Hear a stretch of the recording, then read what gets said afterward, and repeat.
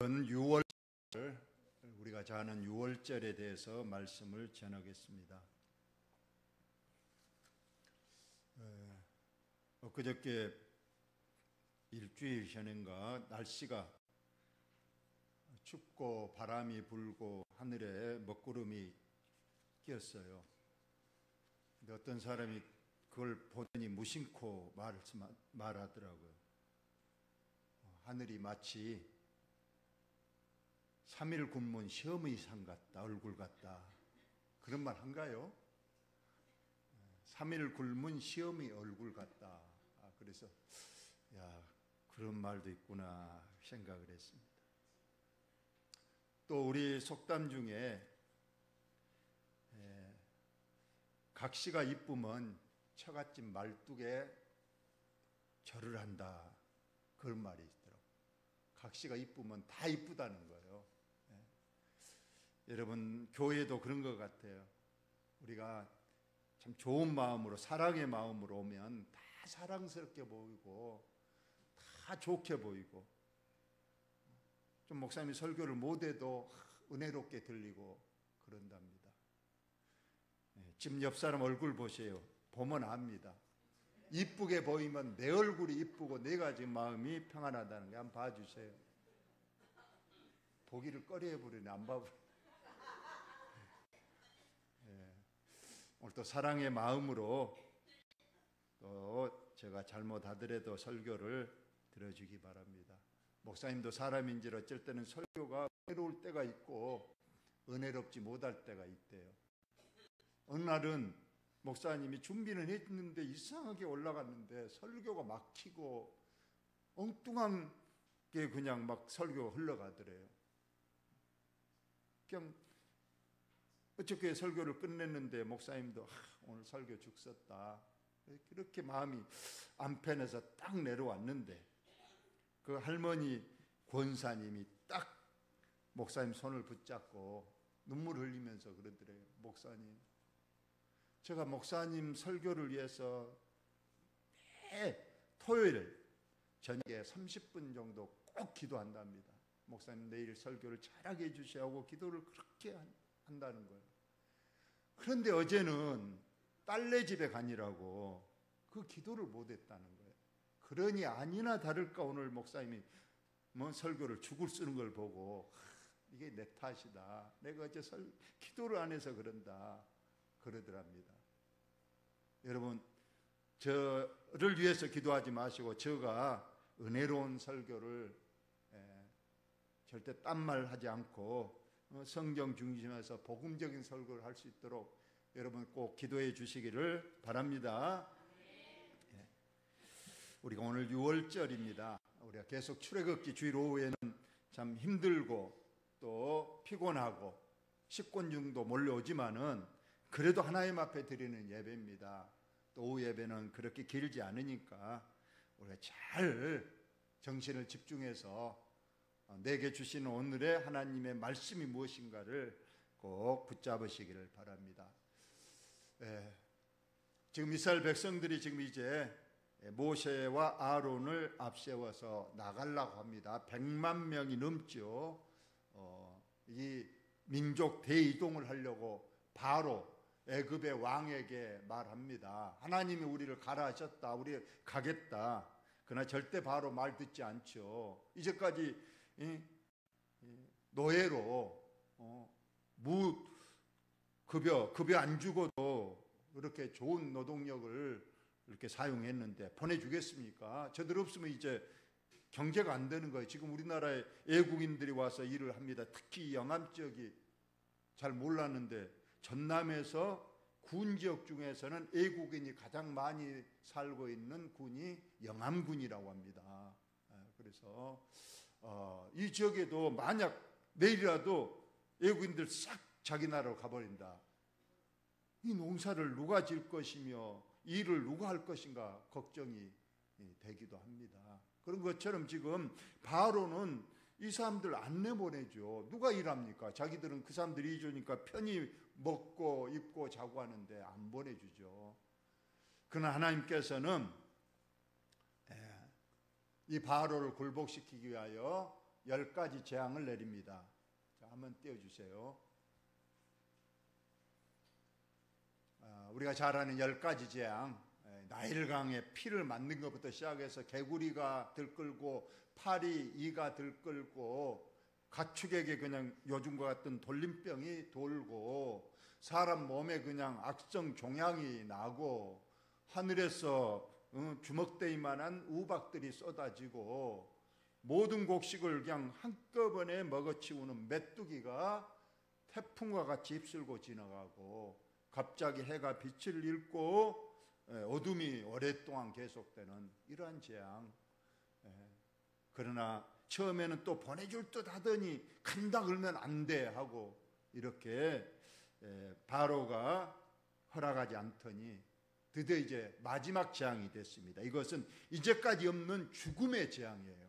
아직까지는 사람을 죽이지는 않았는데 이제 굴복하지 않으니까 하나님께서는 마지막으로 사람의 죽음으로써 마지막 바로를 굴복시키려고 합니다. 그래서 오늘 이 마지막 죽음의 재앙 유월절을 우리가 보고 특히 이 유월절은 신약의 복음의 핵심적인 교리가 담겨 있습니다. 그래서 오늘 잘 들으시고 저와 여러분의 믿음이 다시 한번 새로워지시기를 바랍니다. 다 같이 한번 읽어봅시다. 시작. 여호와께서 애굽 땅에서 모세와 아론에게 일러 말씀하시되 이 달을 너희에게 달의 시작 곧 해의 첫 달이 되게 하고 했습니다. 이제까지 애굽에 살았는데 이제까지는 애굽 달력을 의존해서 살았습니다. 애굽 달력, 세상 달력이죠. 세상 달력에는 세상 은제 신전에서 우상 앞에 전하는 날이고 어떤 행사가 있고 이런 세상적인 것에 초점을 맞춘 달력이 있었어요. 요즘도 보면 우리 교회에서 주는 달력이 여러분 가정에 가보면 두 가지 종류의 달력이 있더라고요. 세상 농협이나 어떤 회사에서 주는 달력이 있고 우리 교회에 이름이 붙은 달력이 있는데 세상에서 주는 달력에는 틀림없이 적어져 있더라고요. 밑에 보니까 손 없는 날, 이사 가기 좋은 날, 뭐 부엌일 해도 되는 날, 뭐 이런 식으로 어떤 우상과 연관된 날들이 많이 있다는 거예요. 그리고 24절기도 초로 보면 물론 농사에 관한 것도 있지만은 거기 보니까 청명, 뭐 성묘하고 또 뭐 이런 시제 뭐 이런 것들도 기록되어 있는 것을 봅니다. 그래서 하나님께서는 오늘 말씀하신 이스라엘 백성들에게 너희는 이제 세상 달력 이제 찢어버리고 내가 준 달력으로 이제 새롭게 시작하라 해서 오늘부터 이제 세상 달력은 몇 년 몇 월 며칠 뭐 돼 있지만 이제 오늘을 기점으로 해서 오늘이 1년 1월 1일이다 이렇게 선포를 하고 이제는 하나님과의 새로운 관계를 맺게 하도록 하나님께서 말씀하신 그러한 내용입니다. 그러면서 이제 너희는 이스라엘 온 회중에 말하 이르라 이달 열흘에 너희 각자 어린 양을 잡을지니 각 가족대로 그 식구를 위하여 어린 양을 취하라. 이제 오늘이 1월 1일이다. 그리고 10일 후에 양 한 마리를 준비하라고 말씀합니다. 어린 양을 잡으라. 단 잡되 사람 가족대로 그 식구를 위하여 어린 양을 취하라. 마지막 이 어린 양은 1년 된 양입니다. 그리고 그 어린 양에 대하여 식구가 너무 적으면 그 집에 이웃과 함께 사람 수를 따라서 하나를 잡고 각 사람이 먹을 수 있는 분량에 따라서 너희 어린 양을 계산할 것이다. 여러분 양 한 마리면 1년 된 양입니다. 몇 명이 먹을 수 있을까요? 대강 생각해 보세요. 염소, 우리나라 염소가 있으니까 염소를 생각하시면 돼요. 1년 된 염소 한 마리 딱 잡으면 몇 사람 앉아서 배불리 먹을 수 있을까요? 몇 사람? 10명. 20명. 염소는 실상 내장 빼불면 먹을 게 거의 없더라고. 저도 그 염소는 우리가 잘 먹지 않는데 요즘 염소값이 올랐어요. 왜냐하면 게를 못 먹게 하기 때문에 사람들이 게 대신 이제 염소 쪽으로 가서 염소가 굉장히 비싸졌다고 합니다. 그리고 제가 작년 여름인가 한번 양탕을 한번 먹었습니다. 한 그릇에 16,000원인데 그 고기가 몇 점 안 들어가 있어. 그 16,000원 엄청 비싼 거죠 이게. 양 한 마리면 그 이스라엘 나라에서는 8명에서 10명이 먹을 수 있답니다. 8명. 아까 큰 염소가 아니고 1년 된 어린 양이니까 8명에서 10명이 먹으면 딱 좋다는 거예요. 그러니까 그 숫자에 맞춰서 양 한 마리를 잡으라는 거예요. 그러니까 일반적으로 한 가정에는 할머니, 할아버지, 아버지, 어머니 2명 하면 6명에서 7, 8명 된대요.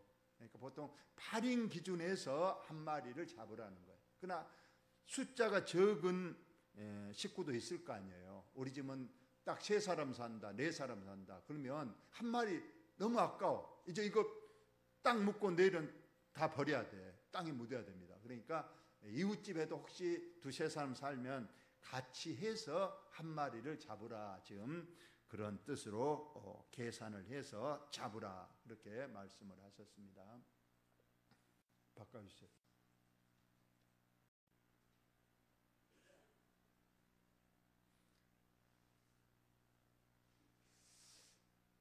그달 너희 어린 양은 흠없고 1년 된 수컷으로 하되 양이나 염소 중에서 취하고, 나중에 이 어린 양이 이제 예수님을 상징하기 때문에 수컷으로 하고, 그 다음에 이달 열 나흘까지 간지가 있다가 14일 날 저녁에 양을 잡습니다. 이것도 나중에 우리가 보면 예수님이 십자가를 지신 날, 우리가 지금 거슬러 올라가서 2000년 전에 그 예수님이 돌아가신 날의 날짜를 우리가 확인할 수 있어요. 금요일인데 그날이 14일입니다. 14일 날이 금요일이고, 그날 이제 양을 잡아서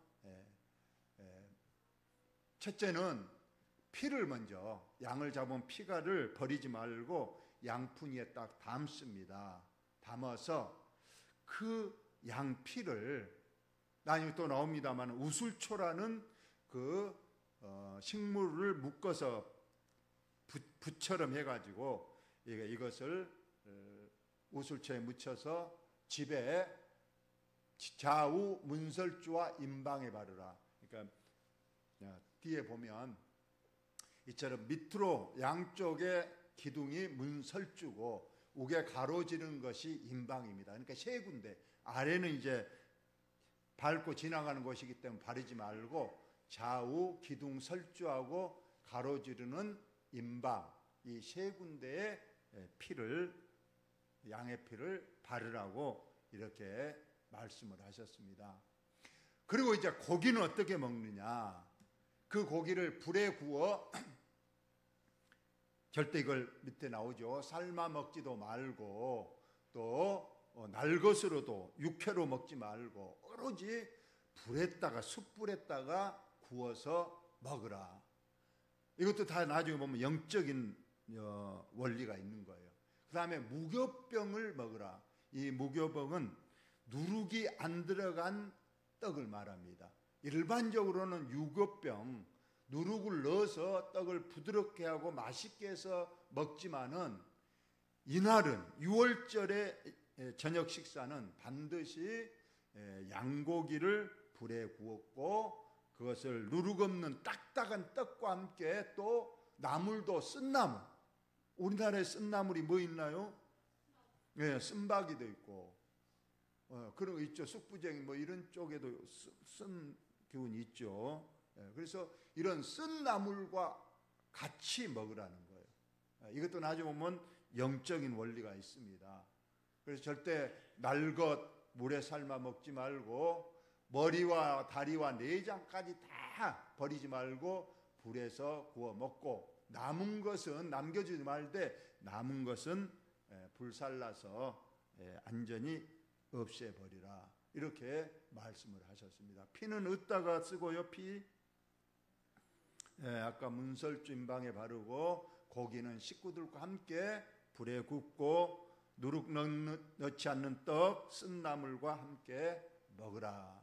이렇게 말씀을 하십니다.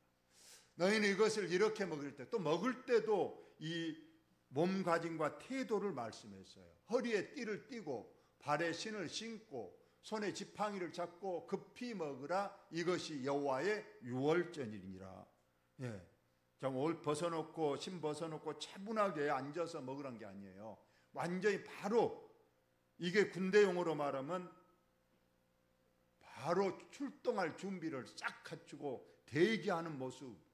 그래서 군대 가면 5분 대기조라고 있는데 바로 소리 울리면, 비상신호 오면 바로 5분 내로 현장까지 가야 되는 겁니다. 그러니까 완전 군장하고 딱 차 안에 기다리고 있습니다. 그러다가 그냥 신호 오면 바로 그냥 가는, 이런 것처럼 하나님의 신호 떨어지면 바로 출발할 수 있도록 다 만반의 준비를 갖추면서 이제 그 마지막으로 식사를 하라는 거예요. 이것이 여호와의 유월절이라고 말씀하셨습니다. 대강 여러분 무슨 뜻인지 알겠죠? 여기서 이렇게 급하게 모든 집을 다 마치고 하라는 것은 이제 지체하지 말고 떠나라는 거예요. 절대 한번 출발해보고 나중에 생각해보고 가겠다, 그게 아니라는 거예요. 이번에 떠나면 확실하게 뒤돌아보지 말고 완전히 떠나서 하나님의 지시할 땅으로 가라는 그러한 말씀입니다. 여러분 아까도 말했지만 누룩 없는 떡과 쓴 나물, 이걸 먹으라고 했어요. 이것은 바로 애굽에서 노예된 종살이 되었던 것을 기억하라는 거예요. 너희들의 그 여기에서 430년간의 그 고난의 그 역경, 그것을 기억하라는 거예요. 우리가 6.25가 되면, 6.25 기념일이 되면, 올해가 뭐 70주년인가요? 50년이니까 75주년 됐는데, 지금도 그 기념 행사를 할 때 보면 주먹밥을 먹습니다. 왜 주먹밥을 먹겠어요? 6.25 때 전쟁이 났을 때 그 피난민 가면서 밥을 어떻게 먹겠어요? 그러니까 주먹밥을 해가지고 그냥 먹었던 거, 그것을 기억하려고 지금도 해마다 6.25가 되면 주먹밥을 먹는 그런 행사를 하고 있는 거와 동일한 겁니다. 그리고 이제 떠날 준비를 다 마쳤습니다. 자, 어떻게 이제 떠나는가 봅시다. 내가 그 밤에 이제 저녁밥을 먹고 이제 기다리고 있어요. 하나님께서 이제 출발하라, 그 신호를 기다리고 그 밤에 있을 때에, 내가 그 밤에 애굽 땅에 두루 다니며, 내가가 누굴까요? 하나님입니다. 하나님이 이제 가시는데 이제 하나님이 천사를 보내겠죠. 그 밤에 애굽 땅에 두루 다니며 사람이나 짐승을 막론하고 애굽 땅에 있는 모든 처음 난 것을 다 치고 애굽의 모든 신을 내가 심판하리라. 나는 여호와라 그랬습니다. 그 밤에 내가 천사들과 함께 애굽 전역을 돌아다니면서 사람과 가축을 죽이겠다. 물론 다 죽이는 거 아니죠. 첫 것만 죽입니다. 그 다음에 애굽에 섬기는 모든 신들, 그것이 다 헛것임을 내가 밝히 드러내리라. 내가 하나님이 하시는 일에 다른 신이 할 수가 없잖아요. 그것을 내가 밝히 드러내리라고 말씀을 하셨습니다. 자, 이처럼 천사가 칼을 들고 각 집을 방문해서 다니는 겁니다.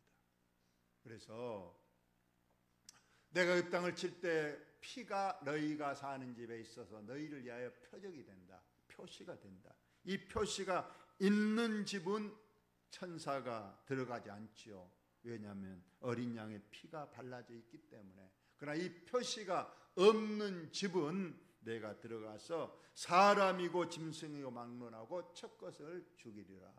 그래서 내가 피를, 그 임방과 설주에 묻어있는 피를 볼 때에 죽음의 재앙이 너희에게 내려 멀하지 않고 넘어간다. 유월이란 뜻은 넘을 유자 건널 월자에서 넘어 건넌다, 건너뛴다, 그런 뜻을 가지고 있습니다. 무서운 일이죠. 너희는 이 날을 기념하여 여호와의 절기를 삼아 영원한 규례로 대대로 지킬지니라, 이렇게 말씀했습니다. 그래서 6월절은 2000년이 지난 지금도 유대인들은 14일, 아비멀 14일이 되면 이처럼 무것병과 쓴 나물, 양을 준비해서 먹고 그렇게 기념을 하는 것을 우리가 봅니다. 여기서 우리 아까 그 대문에 두 설주와 임방에 분명히 칠을 했습니다. 그런데 만약에 애굽 사람, 하나님을 모르는 애굽 사람이 이스라엘 백성들이 하는 것을 봤어. 그런 소리를 들었어. 이스라엘 사람들이 그러는 거예요. 우리 하나님께서 오늘 저녁에 천사를 보내서 첫 것을 다 죽인대. 그런데 어린 양의 피를 문설주와 임방에 바른 집은 그런 재앙이 안 넘어가게 하신대. 그러니까 우리 오늘 칠하자, 그렇게 막 이스라엘 사람이 말하는 것을 애굽 사람이 들었어. 그래서 나도 우리 집에 한번 칠해볼까 하고 자기 집에 가서 양을 잡아서 자기 집 설주하고 임방에 칠을 했어. 그리고 그 밤에 잤어. 여러분 생각에는 그 집에 첫것 장남과 짐승의 첫것 죽었을까요? 안 죽었을까요? 하나님을 모르는 그 애굽 사람이 그 이스라엘 사람 말하는 듣고 흉내내서 자기 집에 문설주와 임방에 피를 발랐습니다. 그 집 장남 죽었을까요? 안 죽었을까요? 예? 또 틀리면 또 내 믿음 없는 것이 탈로 될까? 안 죽었습니다. 하나님께서 다른 거 안 봤어요. 뭔만 본다고요? 피만 본 거예요. 반대로 생각 한번 해봅시다. 이스라엘 백성이 모세가 분명히 오늘 때 발라야 이 재앙 넘어간다, 근데 꼭 바르라고 했는데 졸다가 잊어버리고 안 발랐어. 잠들었어. 그 집 재앙의 천사, 아니 이스라엘 백성인데 하고 안 죽었을까요? 죽었을까요? 그건 죽습니다. 하나님께서는요 그날 다른 것 보지 않았습니다. 오직 문설주와 임방의 피만 봤어요. 그 집이 뭐 화롭느냐, 그 집에 뭐 집이 크기가 있느냐, 혹시 그 사람 애굽 사람이라도 이 사람은 착하게 살고 의롭게 살고 그랬다는가, 그런 걸 조사하고 확인해서 차별한 거 아니었어요. 다른 거 보지 않았어요. 그 집에 피가 있냐 없냐 이것만 보고, 없으면 들어가서 죽이고 피가 있으면 건너 뛰는 거예요. 애굽 사람 집이냐 이스라엘 집이냐 가리지 않았다는 거예요. 여러분 이것이 복음의 은혜입니다. 저와 여러분이 예수 그리스도의 피만 믿으면, 내 안에 예수님의 피만 있으면 내가 어떤 사람인지 국적, 인종, 뭐 성별, 뭐 빈부, 신분 보지 않습니다. 오직 그 피만 있으면 우리가 구원받는 여러분 믿으시기를 바랍니다. 행여나 이번에는 또 이런 일이 있을 수도 있겠죠.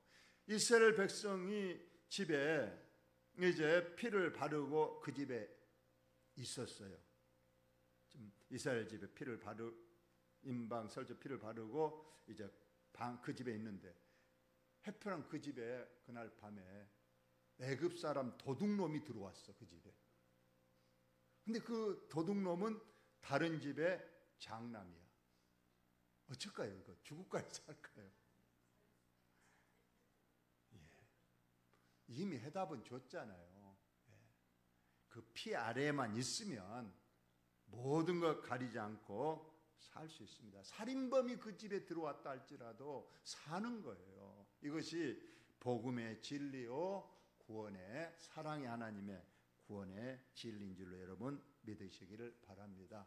그렇다면 우리의 자녀 손들도 지금 안 믿는할지라도 우리가 요한계시록 새벽 예배 때 요한계시록 쭉 한번 봤는데 마지막 때 이러한 10가지 재앙보다 더한 재앙들이 쏟아집니다.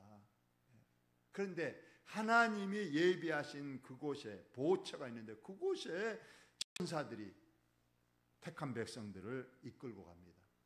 그때 설령 안 믿었더라도 우리가 강권해서 우리 내 따라가자. 하나님 지금 재앙 내니까 우리 다른 데 가면 죽어. 우리 가자. 끌고 가면 되는 거예요. 롯의 그 소돔과 고모라 때도 실상 두 사이들이 안 믿었잖아요. 그래도 어떻게든 손잡고 갔으면은 살 수도 있었을 거예요. 그들이 스스로 이제 가지를 않았기 때문에 그들이 결국은 유황불에 다 죽고 말았지만은 여러분 이것이 6월절 행사의 진리입니다.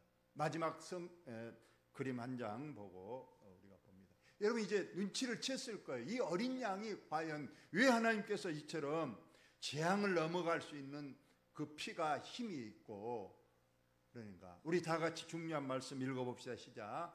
이튿날 요한이 예수께서 자기에게 나오심을 보고 이르되 보라 세상죄를 지고 가는 하나님의 어린 양이로다. 아멘. 그 어린 양은 바로 예수 그리스도, 그분이 이 땅에 오셔서 그 어린 양처럼 피를 흘려서 그 피로 그 집을 구원한 것처럼 우리를 구원하시기 위하여 이 땅에 오신 예수님, 그분이었음을 우리는 믿는 겁니다. 저와 여러분의 가정이었던 문설주와 임방처럼 내 마음의 문에 예수 그리스도의 피가 발라지고 묻혀져서 하나님의 구원이 저와 여러분에게 임하시기를 예수님의 이름으로 축원을 드립니다. 하나님, 우리